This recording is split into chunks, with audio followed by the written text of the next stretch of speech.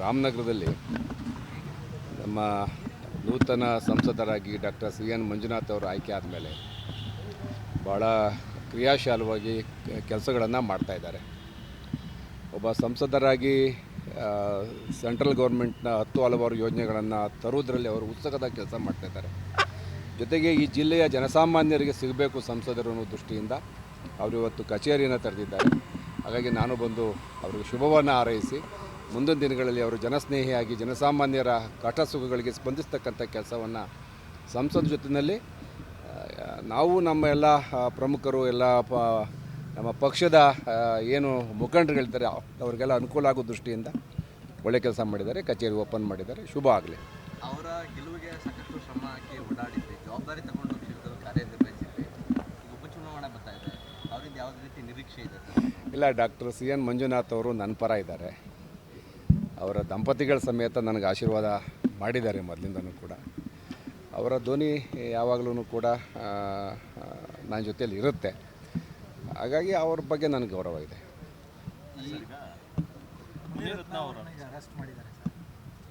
ನಾನು ಈಗ ಮಾಧ್ಯಮದಲ್ಲಿ ನೋಡಿ ತಿಳ್ಕೊಂಡೆ, ಬೆಳಿಗ್ಗೆ ಮುನಿರತ್ನ ಅವರನ್ನು ಅರೆಸ್ಟ್ ಮಾಡಿದ್ದಾರೆ ಅಂತೇಳಿ ಗೊತ್ತಾಯಿತು. ಅದ್ರ ಬಗ್ಗೆ ನನಗೆ ಸರಿಯಾದಂಥ ವಿಚಾರ ಗೊತ್ತಿಲ್ಲ. ಇದೇನು ರಾಜಕೀಯ ಪ್ರೇರಿತನಾ ಇಲ್ಲ ಅವರು ಯಾವುದೇ ರೀತಿ ಆ ಥರ ಅಪರಾಧ ಮಾಡಿದಾರೋ ಅನ್ನೋದ್ರ ಬಗ್ಗೆ ನನಗೆ ಸರಿಯಾದಂಥ ಮಾಹಿತಿ ಇಲ್ಲ. ಇನ್ನೂ ಸ್ವಲ್ಪ ಎಲ್ಲ ತಿಳ್ಕೊಂಡು ಆಮೇಲೆ ನಿಮಗೆ ಪ್ರತಿಕ್ರಿಯಿಸ್ತೀನಿ.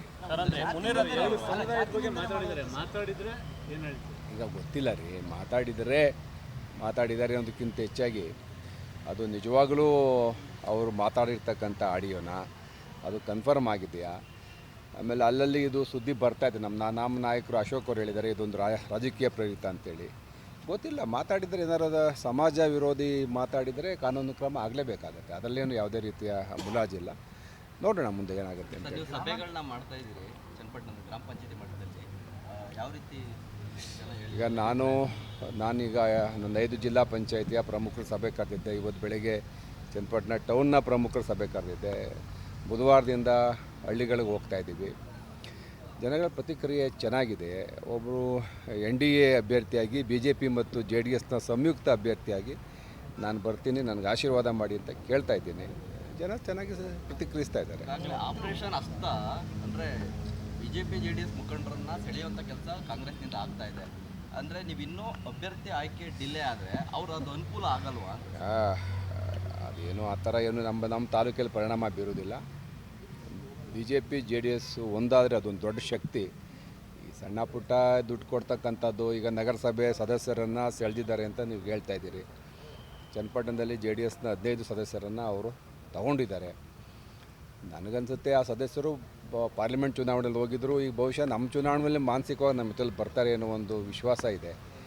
ಈ ಸೆಳೆಯೋದು ಏನಾಗಲ್ಲ. ಇದು ಜನಸಾಮಾನ್ಯರ ಚುನಾವಣೆ. ಪ್ರತಿಯೊಬ್ಬ ಮತದಾರರಿಗೂ ಕೂಡ ಯಾರನ್ನು ಆಯ್ಕೆ ಮಾಡಬೇಕು ಅನ್ನೋ ಒಂದು ಸಾಮಾಜಿಕ ಜವಾಬ್ದಾರಿ ಇರ್ತದೆ. ಜನ ಆಯ್ಕೆ ಮಾಡ್ತಾರೆ.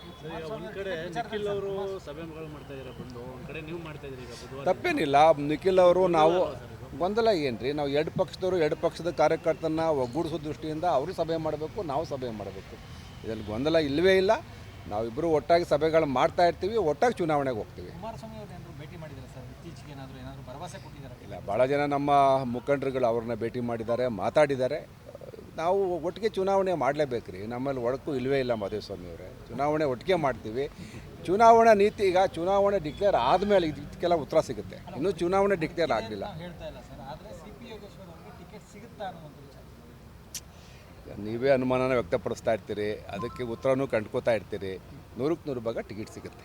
ರಾಮನಗರದಲ್ಲಿ ನಮ್ಮ ನೂತನ ಸಂಸದರಾಗಿ ಡಾಕ್ಟರ್ ಸಿ ಎನ್ ಮಂಜುನಾಥ್ ಅವರು ಆಯ್ಕೆ ಆದಮೇಲೆ ಭಾಳ ಕ್ರಿಯಾಶೀಲವಾಗಿ ಕೆಲಸಗಳನ್ನು ಮಾಡ್ತಾಯಿದ್ದಾರೆ.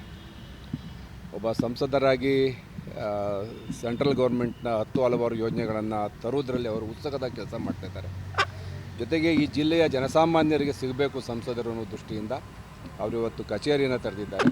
ಹಾಗಾಗಿ ನಾನು ಬಂದು ಅವರಿಗೆ ಶುಭವನ್ನು ಹಾರೈಸಿ ಮುಂದಿನ ದಿನಗಳಲ್ಲಿ ಅವರು ಜನಸ್ನೇಹಿಯಾಗಿ ಜನಸಾಮಾನ್ಯರ ಕಷ್ಟ ಸುಖಗಳಿಗೆ ಸ್ಪಂದಿಸ್ತಕ್ಕಂಥ ಕೆಲಸವನ್ನು ಸಂಸದ ಜೊತೆಯಲ್ಲಿ ನಾವು ನಮ್ಮ ಎಲ್ಲ ಪ್ರಮುಖರು ಎಲ್ಲ ನಮ್ಮ ಪಕ್ಷದ ಏನು ಮುಖಂಡರುಗಳಿದ್ದಾರೆ ಅವರಿಗೆಲ್ಲ ಅನುಕೂಲ ಆಗೋ ದೃಷ್ಟಿಯಿಂದ ಒಳ್ಳೆ ಕೆಲಸ ಮಾಡಿದ್ದಾರೆ. ಕಚೇರಿ ಓಪನ್ ಮಾಡಿದ್ದಾರೆ. ಶುಭ ಆಗಲಿ. ಅವರ ಗೆಲುವಿಗೆ ಸಾಕಷ್ಟು ಶ್ರಮ ಹಾಕಿ ಓಡಾಡಿದ್ರಿ, ಜವಾಬ್ದಾರಿ ತಗೊಂಡು ಕ್ಷೇತ್ರದಲ್ಲಿ ಕಾರ್ಯನಿರ್ವಹಿಸಿದ್ರಿ. ಈಗ ಉಪಚುನಾವಣೆ ಬರ್ತಾ ಇದೆ, ಅವರಿಂದ ಯಾವ ರೀತಿ ನಿರೀಕ್ಷೆ ಇದೆ ಸರ್? ಇಲ್ಲ, ಡಾಕ್ಟರ್ ಸಿ ಎನ್ ಮಂಜುನಾಥ್ ಅವರು ನನ್ನ ಪರ ಇದ್ದಾರೆ. ಅವರ ದಂಪತಿಗಳ ಸಮೇತ ನನಗೆ ಆಶೀರ್ವಾದ ಮಾಡಿದ್ದಾರೆ ಮೊದಲಿಂದನೂ ಕೂಡ. ಅವರ ಧ್ವನಿ ಯಾವಾಗಲೂ ಕೂಡ ನನ್ನ ಜೊತೆಯಲ್ಲಿ ಇರುತ್ತೆ. ಹಾಗಾಗಿ ಅವ್ರ ಬಗ್ಗೆ ನನಗೆ ಗೌರವ ಇದೆ.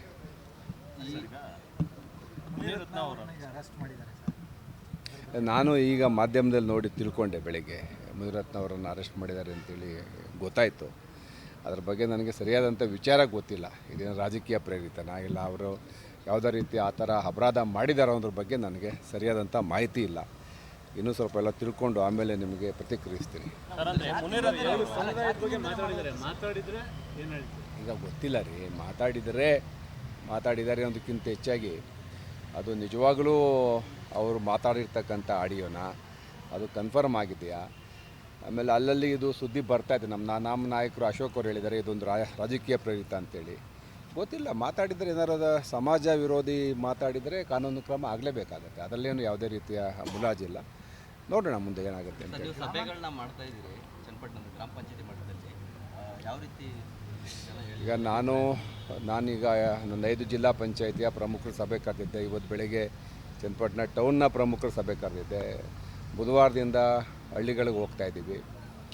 ಜನಗಳ ಪ್ರತಿಕ್ರಿಯೆ ಚೆನ್ನಾಗಿದೆ. ಒಬ್ಬರು NDA ಅಭ್ಯರ್ಥಿಯಾಗಿ BJP ಮತ್ತು JDSನ ಸಂಯುಕ್ತ ಅಭ್ಯರ್ಥಿಯಾಗಿ ನಾನು ಬರ್ತೀನಿ, ನನಗೆ ಆಶೀರ್ವಾದ ಮಾಡಿ ಅಂತ ಕೇಳ್ತಾ ಇದ್ದೀನಿ. ಜನ ಚೆನ್ನಾಗಿ ಪ್ರತಿಕ್ರಿಯಿಸ್ತಾ ಇದ್ದಾರೆ. ಈಗಾಗಲೇ ಆಪರೇಷನ್ ಹಸ್ತ ಅಂದರೆ BJP JDS ಮುಖಂಡರನ್ನ ಸೆಳೆಯುವಂಥ ಕೆಲಸ ಕಾಂಗ್ರೆಸ್ನಿಂದ ಆಗ್ತಾ ಇದೆ. ಅಂದರೆ ನೀವು ಇನ್ನೂ ಅಭ್ಯರ್ಥಿ ಆಯ್ಕೆ ಡಿಲೇ ಆದರೆ ಅವ್ರು ಅದು ಅನುಕೂಲ ಆಗಲ್ವಾ? ಅದೇನು ಆ ಥರ ಏನು ನಮ್ಮ ತಾಲೂಕಲ್ಲಿ ಪರಿಣಾಮ ಬೀರೋದಿಲ್ಲ. BJP JDS ಒಂದಾದರೆ ಅದೊಂದು ದೊಡ್ಡ ಶಕ್ತಿ. ಈ ಸಣ್ಣ ಪುಟ್ಟ ದುಡ್ಡು ಕೊಡ್ತಕ್ಕಂಥದ್ದು, ಈಗ ನಗರಸಭೆ ಸದಸ್ಯರನ್ನು ಸೆಳೆದಿದ್ದಾರೆ ಅಂತ ನೀವು ಹೇಳ್ತಾ ಇದ್ದೀರಿ. ಚನ್ನಪಟ್ಟಣದಲ್ಲಿ JDSನ 15 ಸದಸ್ಯರನ್ನು ಅವರು ತಗೊಂಡಿದ್ದಾರೆ. ನನಗನ್ಸುತ್ತೆ ಆ ಸದಸ್ಯರು ಪಾರ್ಲಿಮೆಂಟ್ ಚುನಾವಣೆಯಲ್ಲಿ ಹೋಗಿದ್ದರು. ಈಗ ಬಹುಶಃ ನಮ್ಮ ಚುನಾವಣೆಯಲ್ಲಿ ಮಾನಸಿಕವಾಗಿ ನಮ್ಮ ಜೊತೆಲಿ ಬರ್ತಾರೆ ಅನ್ನೋ ಒಂದು ವಿಶ್ವಾಸ ಇದೆ. ಈ ಸೆಳೆಯೋದು ಏನಾಗಲ್ಲ. ಇದು ಜನಸಾಮಾನ್ಯರ ಚುನಾವಣೆ. ಪ್ರತಿಯೊಬ್ಬ ಮತದಾರರಿಗೂ ಕೂಡ ಯಾರನ್ನು ಆಯ್ಕೆ ಮಾಡಬೇಕು ಅನ್ನೋ ಒಂದು ಸಾಮಾಜಿಕ ಜವಾಬ್ದಾರಿ ಇರ್ತದೆ. ಜನ ಆಯ್ಕೆ ಮಾಡ್ತಾರೆ. ಒಂದು ಕಡೆ ನಿಖಿಲ್ ಅವರು ಸಭೆಗಳು ಮಾಡ್ತಾ ಇದ್ದಾರೆ ಬಂದು, ಒಂದು ಕಡೆ ನೀವು ಮಾಡ್ತಾ ಇದ್ದೀರಿ. ಈಗ ಬುಧವಾರ ತಪ್ಪೇನಿಲ್ಲ. ನಿಖಿಲ್ ಅವರು ನಾವು ಗೊಂದಲ ಏನ್ರಿ, ನಾವು 2 ಪಕ್ಷದವರು 2 ಪಕ್ಷದ ಕಾರ್ಯಕರ್ತರನ್ನ ಒಗ್ಗೂಡಿಸೋ ದೃಷ್ಟಿಯಿಂದ ಅವರು ಸಭೆ ಮಾಡಬೇಕು, ನಾವು ಸಭೆ ಮಾಡಬೇಕು. ಇದರಲ್ಲಿ ಗೊಂದಲ ಇಲ್ಲವೇ ಇಲ್ಲ. ನಾವಿಬ್ಬರು ಒಟ್ಟಾಗಿ ಸಭೆಗಳು ಮಾಡ್ತಾ ಇರ್ತೀವಿ, ಒಟ್ಟಾಗಿ ಚುನಾವಣೆಗೆ ಹೋಗ್ತೀವಿ. ಕುಮಾರಸ್ವಾಮಿ ಅವ್ರನ್ನ ಭೇಟಿ ಮಾಡಿದ್ದಾರೆ ಸರ್, ಇತ್ತೀಚೆಗೆ ಏನಾದರೂ ಭರವಸೆ ಕೊಟ್ಟಿದ್ದಾರೆ? ಇಲ್ಲ, ಭಾಳ ಜನ ನಮ್ಮ ಮುಖಂಡರುಗಳು ಅವ್ರನ್ನ ಭೇಟಿ ಮಾಡಿದ್ದಾರೆ, ಮಾತಾಡಿದ್ದಾರೆ. ನಾವು ಒಟ್ಟಿಗೆ ಚುನಾವಣೆ ಮಾಡಲೇಬೇಕು ರೀ. ನಮ್ಮಲ್ಲಿ ಒಡಕು ಇಲ್ಲವೇ ಇಲ್ಲ ಮಾಧುಸ್ವಾಮಿ ಅವರೇ. ಚುನಾವಣೆ ಒಟ್ಟಿಗೆ ಮಾಡ್ತೀವಿ.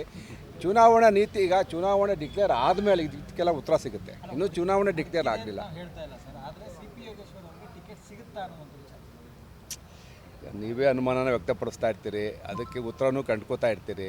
100ಕ್ಕೆ 100 ಭಾಗ ಟಿಕೆಟ್ ಸಿಗುತ್ತೆ.